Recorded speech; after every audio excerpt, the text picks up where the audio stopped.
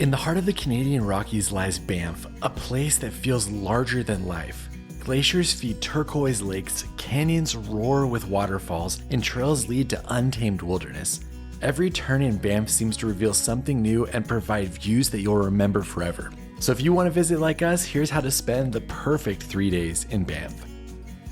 To start our trip, we met up with some friends, headed to LAX, and then got on the 3-hour flight that takes you directly from Los Angeles to Calgary. This was the reason for the quick weekend trip, and it was only $250 round trip for the basic fare. After getting through customs, we grabbed our rental car and we started the 1.5-hour drive out to Banff. This is an easy drive and the views become amazing about an hour into it, where we stopped for lunch. We made it to Canada. We're about an hour from the airport. We're getting to the town of Canmore. We're gonna explore a little bit, get some food before heading on. Canmore has no shortage of great places to eat, but Rocky Mountain Flatbread Company is a favorite among locals and travelers. So for us, it's always a go-to on our drive to Banff, and we love the unique pizzas, especially the Bison Fig Brie one. And then after lunch, the downtown area of Canmore is a great place to explore. Located only 20 minutes from Banff, it was originally a coal mining town, but has become a popular place with tourists. We loved walking the main street, which was closed to cars while we were there, and then heading into one of the local coffee shops. It's pretty hard to think of a better place to get coffee and a view. From there, it was back in the car, and as you drive away, you actually enter Banff National Park. The national park consists of all the wilderness around it and even Banff the city itself. And note that you'll pay based on how many days you're going to stay in the park. For the 3 to 4 days that we were planning on being in there, it was around 60 Canadian dollars. Even though we'd been up since 4 a.m. to catch our flight, we wanted to maximize our time here, so we immediately started adventuring, heading off to Lake Minnewanka first. This is the largest lake in Banff National Park at 21 kilometers long, and it was formed by glaciers sitting in a deep valley surrounded by towering peaks. What an amazing start to this trip. I'd never even heard of this lake before, and look at that view. This is a popular lake for boat tours due to how big it is, and it's easy to access from Banff at only a 15-minute drive. The drive from the city of Banff to here is also popular for wildlife sightings, but unfortunately we didn't see any on our trip. Quick note here that if you follow our itinerary, plan for a lot of driving, but you know us, we try to pack in as much as humanly possible on these trips, so we drove about an hour away to visit some places in Yoho National Park next. On the way to Emerald Lake, there's a pull-off for a place called Natural Bridge that you do not want to miss. It's easy to access at only a 2-minute walk, which is why there were so many people here when we came, but it's totally worth it. The Natural Bridge here is actually a limestone arch that was formed by the Kicking Horse River cutting through the rock layers. It reminds me a lot of the other waterfalls we saw on the Icefields Parkway, which you can see linked to in the description, as it's just carved by the sheer power of the water. Is this living up to what you thought? It so far is. It's pretty awesome.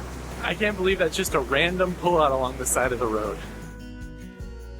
From here, it's only a 7-minute drive up to Emerald Lake, and did I tell you how amazing the drives in Canada are? We've made it to the end of the road, which brings us to Emerald Lake, and my friend described this as Lake Louise light, so I'm excited to see it. I had only been to this part of Canada once, and that was when we drove the Icefields Parkway, and I was only at Lake Louise for about an hour, so this was all new to me. I can easily say that Emerald Lake lived up to my expectations. It's the largest lake in Yoho, and the color is so striking with a turquoise green that you just can't believe is real. Have you ever seen a better place to have a drink? Look at that view. This lake has been a hot spot since a historic lodge was created here back in 1902. And it's been featured in many movies over the years and has a hiking trail that goes along the entire lake and is 5.2 kilometers long. If you feel so motivated while you're here, you can get in the water.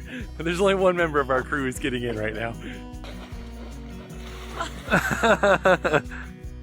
Woo! Well done, Kirby. Everybody, thumbs up for that dive in right there. Amy's getting brave. She's putting one foot in. So brave. Well, that's refreshing. It's freezing. Was it worth it, Kirby? Oh yeah, polar bear punch, baby. We ended up hiking for about 45 minutes, and then we made our way back to the parking lot to head on to our next stop. Over our 3 days here, we actually visited 3 national parks, but our time in Yoho was one of the most memorable. This is one of Canada's earliest national parks, created soon after Banff in 1886. and it sits on the British Columbia side of the BC-Alberta border. Our next stop took us 13 kilometers off the main road to what felt like we were deep in the backcountry with a visit to Takakkaw Falls. As soon as you see this waterfall from the road, you'll know that you're approaching something pretty majestic. There's the waterfall right there, and when you're doing a hiking trail, it's gonna take us around that way over towards the base. Wow! Rainbow! Woo! That's one of the best waterfalls I've seen in a long time. As you'll no doubt tell throughout the course of this video, I am blown away over and over and over again by the views in this part of Canada, and this waterfall was an early highlight that was probably one of my favorite stops of the trip. The hike to the base of the falls is only around 10 minutes, but as you get close, the water starts spraying down on you. This is actually the second tallest waterfall in Canada at 373 meters or 1,224 feet. You guys, this waterfall is so powerful. You can just feel it. It's drenching me right now. But look at that rainbow and these views. Wow. Woo! This is as close as I can get to the falls. Look at this. Incredible. I don't want to turn away. This is so amazing, but we're heading back. Goodbye. That's already the highlight of my trip. I can go home now. I don't even have to keep going. After leaving the waterfall, we were pretty tired from the busyness of our day, so we decided to start the 1 hour and 15-minute drive back. Along the way, we exited Bow Valley Parkway so we could drive slow and see if we could find any wildlife. We drove this scenic parkway, which was actually built in the early 1900s 3 times during our trip to Banff, but we didn't see any animals the entire time. This is the famous Moraine curve right here. You can see the train going alongside the river with the mountains in the background. We're hopefully going to see a train, but I don't know if one's coming or not. We're going to wait about 15 minutes. This spot was named after a photographer for the Canadian Pacific Railway in the mid-1900s. Of course, with social media, it's become popular again to get a picture with the train coming and the mountains in the background. And we waited for a while, but the train didn't come for us. And then from there, we slowly made the drive back to the city of Banff, where we found some parking in the downtown area, watched the sunset across the street, and then headed in to get dinner at a place called Brazen. Since this trip was completing a bucket list item for Amie, we did tend to go to some of the more expensive dinner spots, but Banff is known for its great food scene, so I'm sure wherever you pick to eat, you'll enjoy. This spot is located inside the historic Mount Royal Hotel right in the heart of town, and it opened in 2022. We were told that the menu is elevated Canadian cuisine, and it had all sorts of fun stuff like bison tartare and smoked old-fashioned cocktails. Honestly, it was a great first dinner in the city, and I thought it was funny that the bill came out in an envelope marked the damage. The last order of business was to check into our accommodation, which was great for 2 couples with bedrooms upstairs and a small living area downstairs. It was about 10 minutes outside of town. We made it to our Airbnb/hotel, and look at that wolf greeting us. I wake up and have a nightmare in the middle of the night. I still can't get over that. We have made it back to our hotel after our first full day in Banff. 2 more days. We'll see you tomorrow. We started day 2 by heading into Banff and going to White Bark Bar and Cafe for breakfast. It's a great place for breakfast, but we just grabbed coffee and pastries and set out on the road as we were trying to get to our hiking destination early. Starting our day with one of the most popular trails in the Banff area, Johnston Canyon. It's about half full in the parking area, so it shouldn't be too bad right now. We're getting an early start. Johnston Canyon is popular for good reason. It's a relatively easy, family-friendly trail with catwalks built right into the canyon walls. It's about 1.5 miles each way to get all the way to Upper Falls, and it takes the average person a few hours to complete. We have entered the elevated walkway. We're already up high. The trail here is really incredible as there's multiple hills that the catwalk traverses, and it allows you to walk alongside the river in the canyon most of the entire way. Look at the way the trail just goes in around that rock out there. This is a beautiful trail. It's a great way to start the morning with these views like this. Note that with all the beauty comes the crowds in this location, and it's one of the busiest trails in all of Banff, especially in the summer months. You'll see more on this later, but that's why we chose to get such an early start. This really is an impressive trail with how they've carved this path that allows you to walk along this beautiful river so easily. And just like that, we've already made it to the first waterfall, Lower Falls. Wow, look at how that flows through the canyon. That's amazing. Lower Falls appears about a half mile into the trail, and the waterfall is beautiful at 35 feet tall. Now check it out, we get to enter a cave and see the waterfall from a different angle. One of the most unique things about this waterfall is that there's a tunnel cave off to the right, and they've created a path through it. You can actually walk through and come out on the other side and be right up close to it. That's the impressive waterfall. There's only space for 4 people, and you can't really spend much time here as there's always a line waiting to come up and see the view themselves. So now we have to backtrack a little bit and then we go up to Upper Falls. There's the waterfall right there, and then you can see the little cave that we were in right there. As we kept walking back, I couldn't wait to see what was around each bend as the views just kept getting better and better. Check it out, this is just a random waterfall along the trail. No signs, no nothing. It's coming out of a cave. We kept following the turquoise water that was rushing through the canyon from the surrounding glaciers and saw waterfalls at many of the different bends.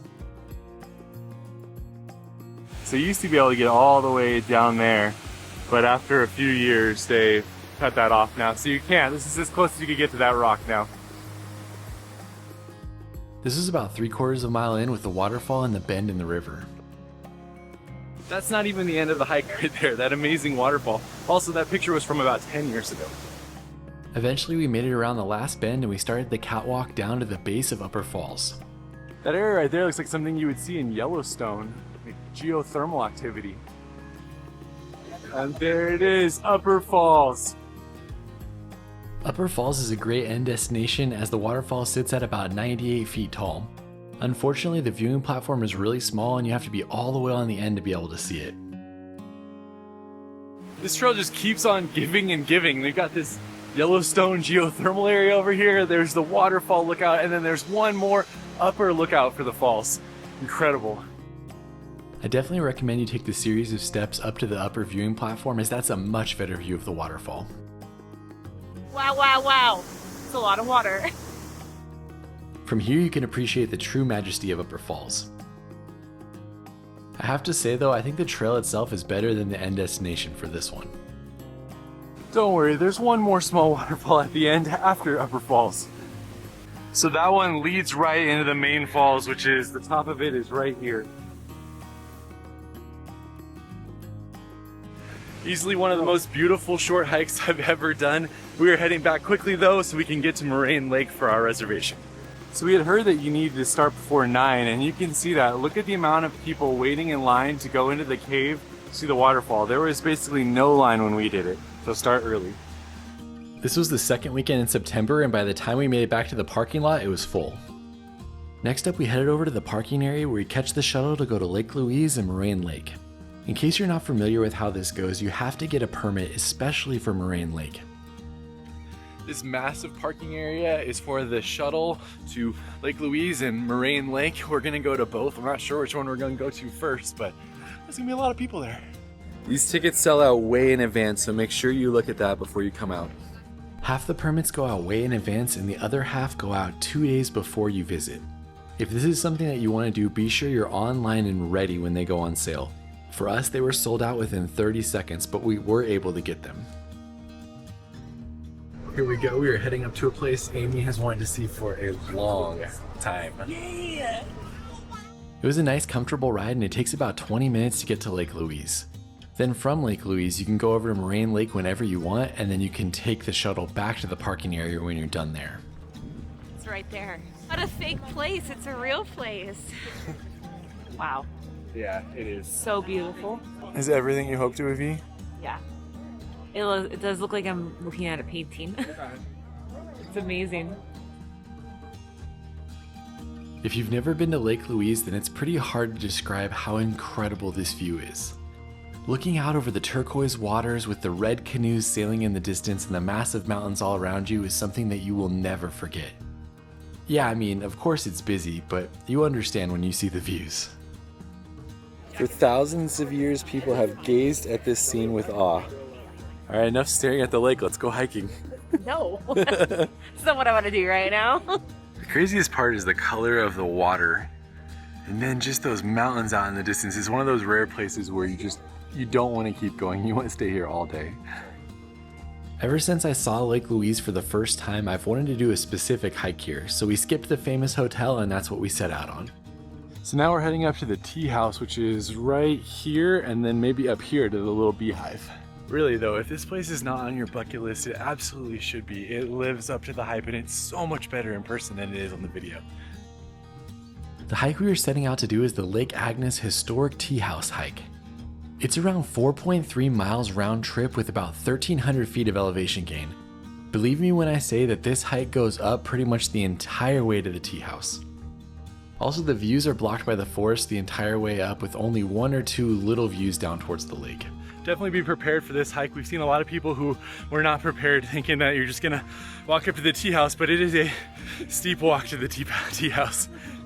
About 3/4 of the way to the tea house, you'll reach your first point of interest known as Mirror Lake.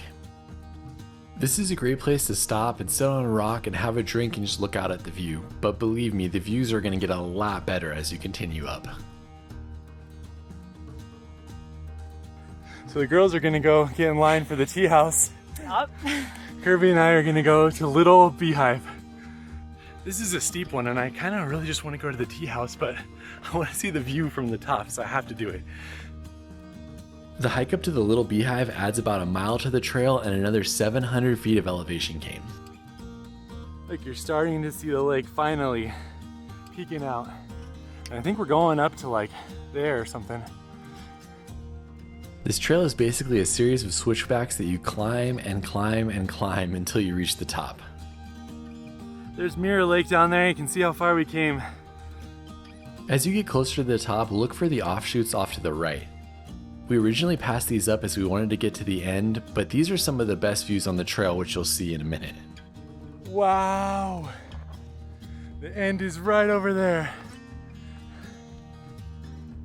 All right, well, we made it to the top of the Little Beehive. I think the views probably over there are gonna be better.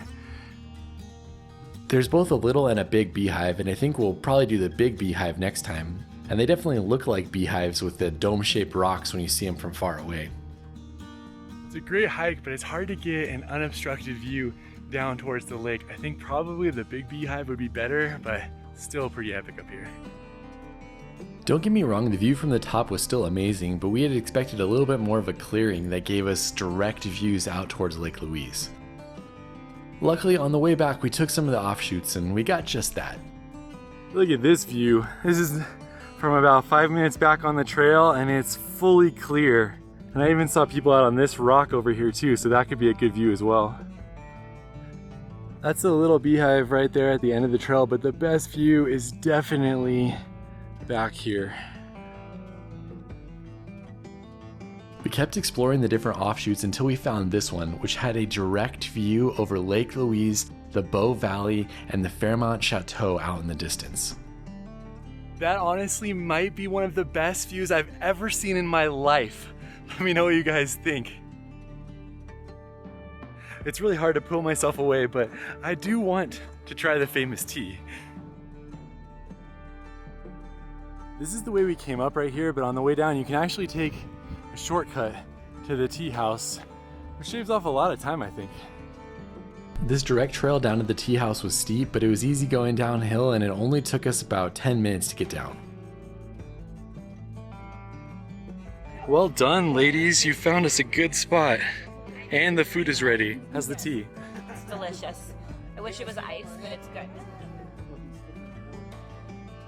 The girls waited in line for about 30 minutes before they got seated and started their order, and then by the time we got down, all of the food and tea was waiting for us. The tea house has been sitting at the base of the lake since 1901, and they have no electricity, so there's no ice or anything here. They serve simple sandwiches, tea, and sweets, all while you're overlooking the stunning Lake Agnes.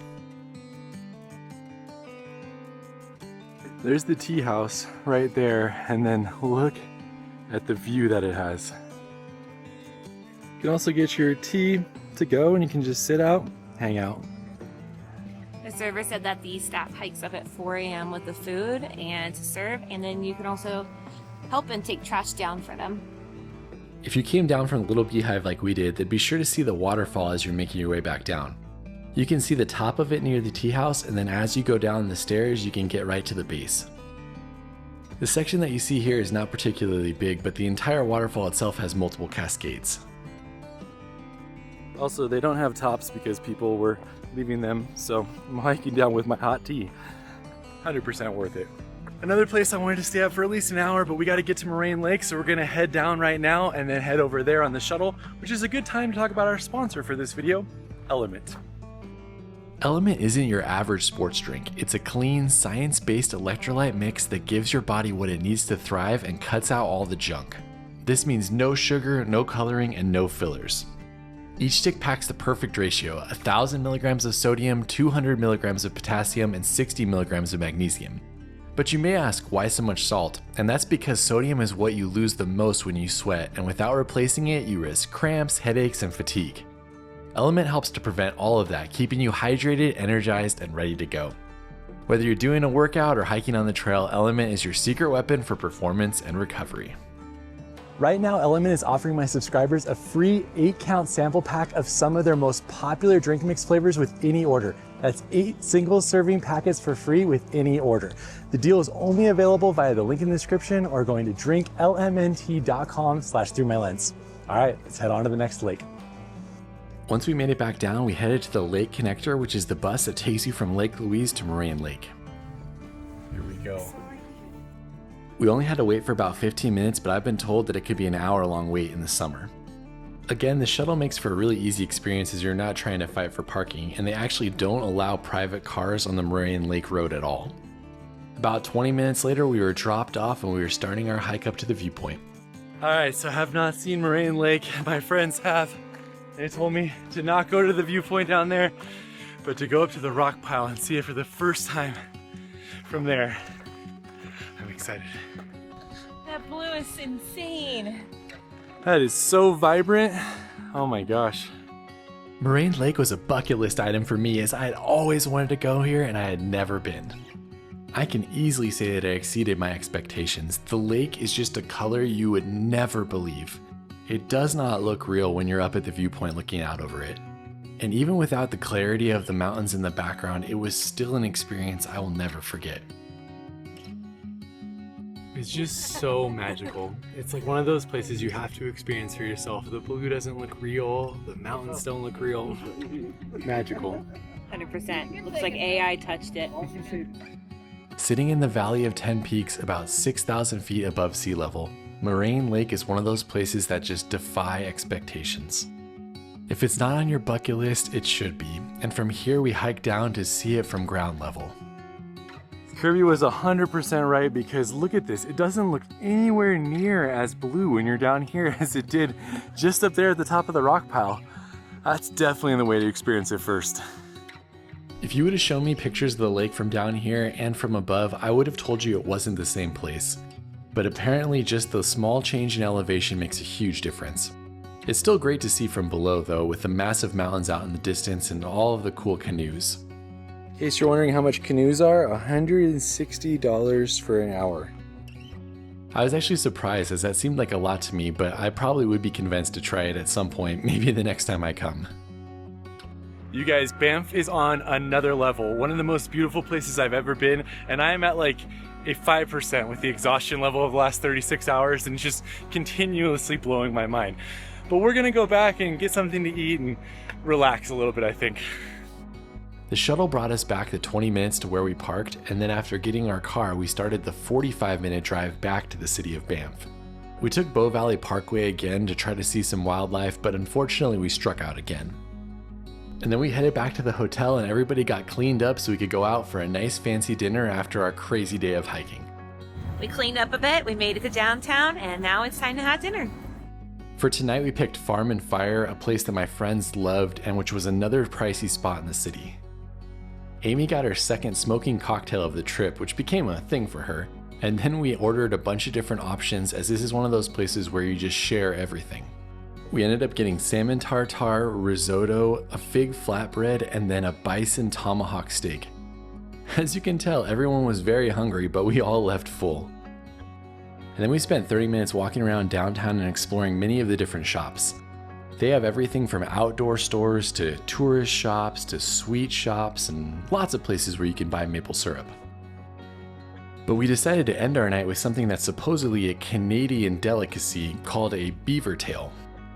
So we had this amazing dinner that was definitely pricey but very good, and so we were ending the night with the Canadian delicacy beavertail. And apparently this is how you do it. You get cinnamon and sugar, and then they give you a lemon. So it sounds kind of weird, but I'm in to try it. Good crunch. It's like almost like a funnel cake, and you get that sweet, you get that sour.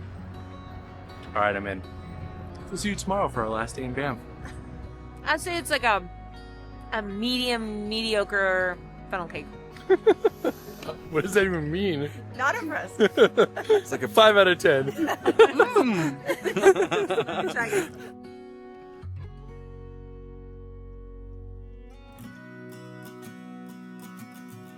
Starting our last day in Banff, spending most of the first half of the day in the city. Since we had spent so much time driving around and hiking outside of the city of Banff, we wanted to explore the city itself a little bit more. So we grabbed some coffee at Banff National Park, and then we headed over to grab some e-bikes to explore. After getting our introduction on how to ride them, we were let loose on the city of Banff, and luckily they have lots of bike lanes that made it really easy to get around. Also, I felt like the price was really fair. It was 2 hours and it was $45 each. Look at that mountain behind me. This is definitely the perfect way to start our morning in Banff. Riding e-bikes, it's a Sunday, it's not very busy, it's just beautiful out here. Maybe we'll even see some wildlife. My friend Kirby had created an awesome itinerary for our ride, and we went past Cave and Basin National Historic Site on our way out to Sundance Canyon. This is a popular walking path for people as it follows the Bow River and has some incredible natural views. Of course, we preferred it on e-bike as it's a few miles just to get out to the trailhead for Sundance Canyon each way, and it was nice to be able to go out there quickly. The early morning highlight was for sure when we came around this bend and we saw a park bench, and then when we looked out at the view, we could see why there was a bench there. The early morning light reflecting the mountains in the distance is another memory I'll never forget. We've made it to the end of the bike path, and then you leave your bikes right there, and there's a hike you can go on to a waterfall. This hike is well worth it even if you walk all the way out to the start of the trail from Cave and Basin National Historic Site. For us though, taking the e-bikes, it was so cool to be able to see these views with so little effort. Look at this waterfall, only 5 minutes from where we parked the bike. We took in the mini tiers of the beautiful cascading waterfall and then hiked all the way up to the bridge, which we decided would be our turnaround point. We got a lot more to explore, so this is where we're turning around. There's another hike, but they said this is the area not to miss, and I would agree, you should not miss it. Incredible. With that short excursion, we're back on the bikes and we're gonna explore more. The mile and a half back to Cave Basin National Historic Site seemed like a dream as we were just going in and out of tree cover looking out over the beautiful Bow River. I had no idea how much I needed to visit Banff. This place has exceeded my expectations immensely. It is just so beautiful. On the way back, you can stop at Cave and Basin National Park, which is Canada's first national park. Cave and Basin National Historic Site is a quick stop but a unique one. In 1883, railway workers discovered the hot springs here, and in 1885, the government set aside 16 square miles around the spring, making it the start of Canada's national park system. The main thing to see here is a natural hot springs that's inside of a large grotto-like cave. It's accessible by a short tunnel, and do note that it smells a lot like sulfur here. There isn't a lot to do here other than to look over the unique cave and spring, and you can look for the endangered Banff spring snail, which is only found here and nowhere else in the world. This is incredibly cool, but I wish you could smell how it smells in here. It's the strongest sulfur, rotten egg smell you've ever smelled. It's rough. We've already lost one member of the party within like 30 seconds of him coming in. Apparently that's where the smell starts because Kirby feels safe standing right there, but not over here. Long before it became a tourist attraction, it was a sacred gathering place for Canada's First Nations as well. Here's an example of the snail that lives in here. It's not the actual size, it's actually the size of an apple seed. Costs $9 to go in, but it's cool to see the original Canada National Park, and it's a beautiful cave even though the smell's a little rough. From there we rode back into the city of Banff, with our next stop being at the Fairmont Banff Springs. We didn't spend a lot of time in here, but I wanted to peek my head inside since the original was opened in 1888, but after it burned down, this one was built in 1926. All we got to explore was the downstairs, but the lobby was really cool and they had a lot of shopping. That's a beautiful old hotel, and they said in the summer it's close to $1,000 a night average. In the winter it's all over the place, but it's pretty cool to stay there. From the hotel you can follow signs for Bow Falls, which you can walk to or bike to. We came down the hill from the Fairmont Hotel and we have made it to Bow River Falls. Bow Falls is not as striking as some of the waterfalls we saw yesterday, as the height is only 30 feet or 9 meters. That being said, the width of it and the volume of water coming over it does make it impressive. Plus, it's such an easy waterfall to see right in the middle of the town. It's definitely worth checking out while you're there. It was cool to see some whitewater rafting tours going out, and I might have to do that next time I'm here. Back on the bike, we got to go through a cool forested section that was surrounded by different pieces of art scattered in the trees. This is known as the Banff Art and Nature Trail, and it's a riverside path that walks from the center of town. You'll find everything from sculptures and paintings to interpretive signs as you're exploring. And just like that, our 2 hours were up and we were back in town returning our bikes. We let the girls pick a spot for lunch, and they're both huge fans of fondue, so we headed to the Grizzly house. We were told this place started as a disco nightclub before turning into a fondue restaurant in 1967. They're known for their adventurous meats like rattlesnake, shark, ostrich, and venison. But we just stuck with the normal beef and some cheese fondue. Fulfilling all your fondue dreams? You're a huge fondue fan. Let's look at this view. How can you beat this though? It's definitely a fun place for lunch, but if you're looking to go for dinner, be sure to get a reservation in advance as it's very popular. So we spent most of the morning in downtown. It's about 1 o'clock right now. We decided we're gonna head out and explore the Icefields Parkway since it's such a nice day before ending our time in Banff. Note that it was pretty clear where we were, but as we started driving towards the Icefields Parkway, we noticed that it was actually pretty smoky that day. By the time we realized how smoky it was, we were already an hour into our drive, and we just kept with the plan and headed to Peyto Lake. From the parking area, it's about a half mile to walk out to the viewpoint, but there are some steep uphills, so just know that going in. The cool thing about it is that this is wheelchair accessible. There's a higher parking lot, so you can come out right here at the split. You don't have to go up those really steep sections. When you get to the viewpoint, you'll realize why this is such a popular spot, and it honestly reminds me of what we saw the previous day at Little Beehive without any of the work. The viewpoint sits at 6,700 feet or 2,000 meters and offers sweeping views over the Icefields Parkway and the beautiful lake below you. It's famous for its bright turquoise color in the summer, as you can see in this clip. So beautiful. It's crazy to see the water way up high here. You can even see the stream coming in from the glacier is a different color than the lake it's changed to. You can also see a glacier out in the distance between the mountains. Here's what that same glacier looked like in 1902. And you can see how much is receded out there.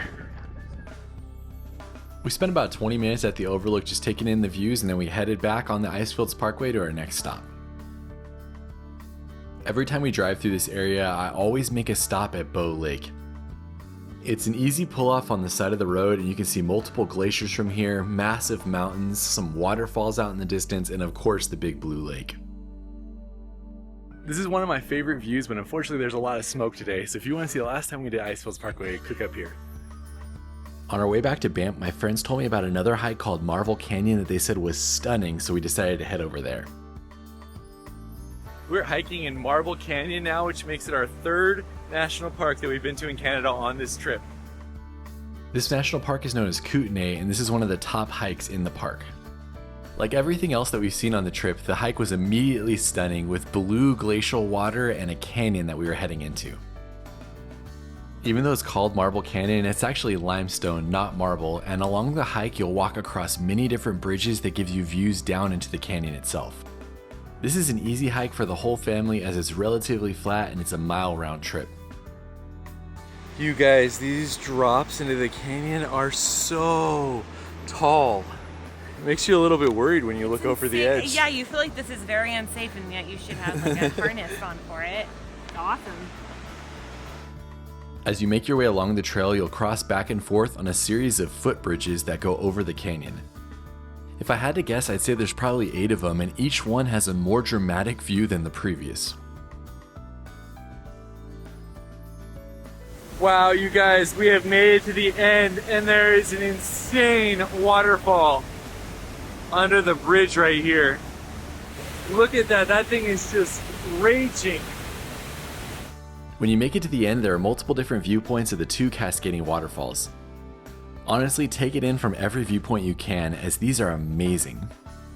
I especially liked the one that drops into the cave below, but the one with the mountains behind it is equally stunning. That's a far drop.